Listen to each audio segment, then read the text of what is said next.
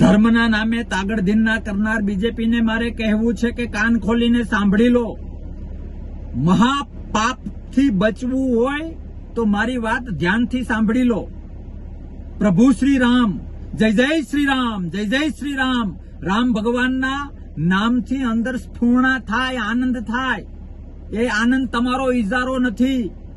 રામ તમારા એકલાના નથી. જે સનાતનમાં માને છે, જે હિન્દુ ધર્મમાં માને છે, જે સનાતન સંસ્કૃતિમાં બિલીવ કરે છે, એ બધા માટે રામ સરખા છે.